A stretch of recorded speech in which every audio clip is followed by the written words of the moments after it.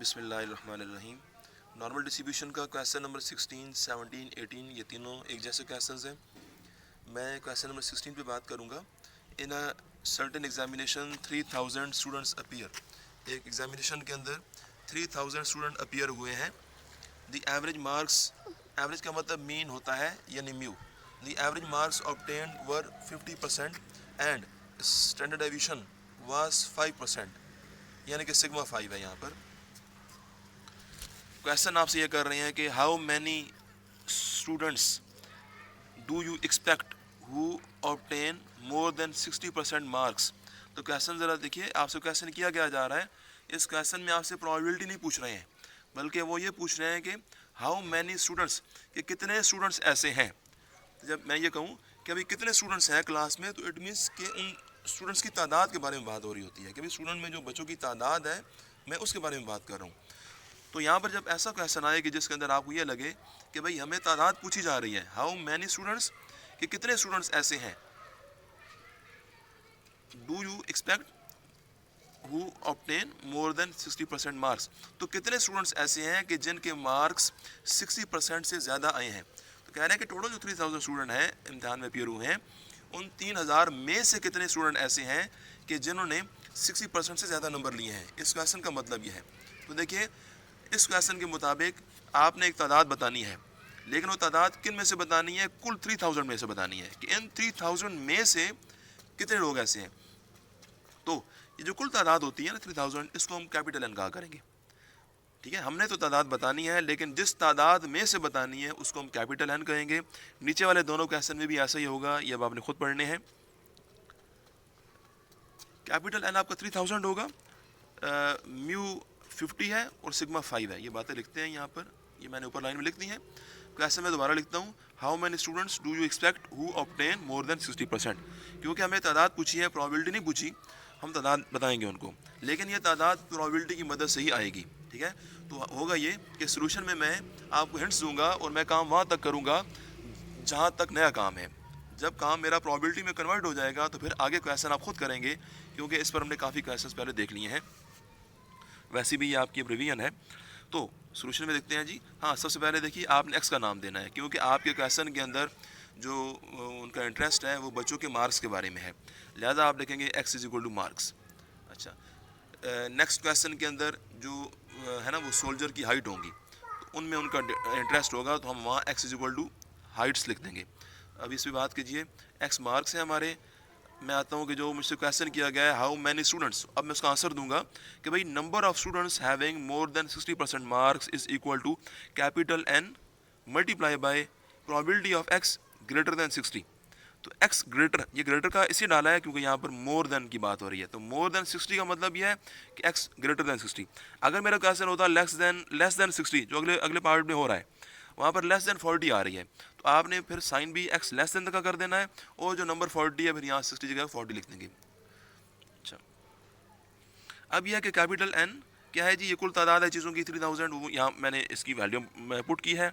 बाकी probability of X greater than 60 as it is लिखी, इसको नाम दे दिया ए का। अब ये क्वेश्चन हमारा जो है वो नया काम हो चुका है जो करना था।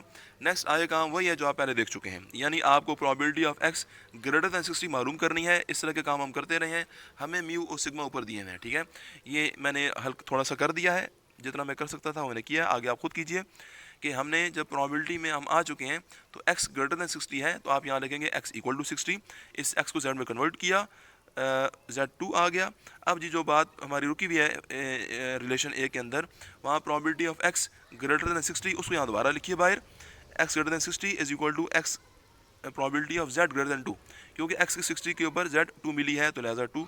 अब आप x को z में कन्वर्ट करने के बाद फिगर बनाएंगे, और फिगर के बाद टेबल में जाएंगे और वहाँ से एरिया ढूंढेंगे अपना, और ये आपको probability of x greater than 60 मिल जाएगी।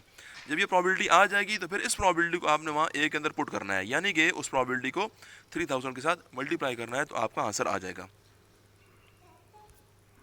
नेक्स्ट क्वेश्चन के अंदर एक थोड़ा सा ये है, अच्छा इसमें भी मैंने सुन लें कि अभी देखिए उस बंदे ने ये कहा था कि एवरेज 50% है, मैंने म्यू को सिर्फ 50 लिखा है, यहाँ परसेंटेज नहीं लगाई, ना ही मैंने सिग्मा की 5 के साथ परसेंटेज लगाई है। लेकिन सोल्यूशन के अंदर मैंने एक बार लिख दिया 60% और काम में भी मैंने x ग्रेटर देन सिर्फ 60 लिखी है। देखिए यहाँ मैं 60% कह रहा हूँ, लेकिन यहाँ पर मैं सिर्फ 60 लिखूंगा क्योंकि मेरे z के फार्मूला के अंदर मुझे परसेंटेज नहीं, हमें सिर्फ नंबर चाहिए। तो परसेंटेज का रोल इसी तरह से है जिस तरह कोई डेटा के साथ यूनिट होती हैं। तो आपने सिर्फ 60 लिखना है यहाँ पर, ठीक है, 60% लिखने की ज़रूरत नहीं है आपको। फिर इसमें है जो अगला क्वेश्चन है, क्वेश्चन नंबर 17। यहाँ पर यह है क्योंकि डेटा हमारा हाइट ऑफ सोल्जर के बारे में है, तो आप यहाँ पर सबसे पहले नाम देंगे x is equal to Heights.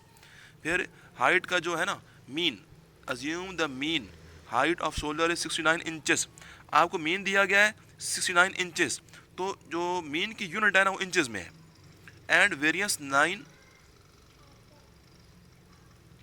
Square inches. तो वेरियंस भी आपको 9 बता दिया है, लेकिन वेरियंस भी इंचों में है। तो मीन और वेरियंस दोनों इंचों में है। तो पहली बात तो सुनिए कि वेरियंस जब आपको दिया ना, तो आपने क्वेश्चन में z का यूज़ करना है और z में सिग्मा आती है, ये वेरियंस होती है सिग्मा का स्क्वायर।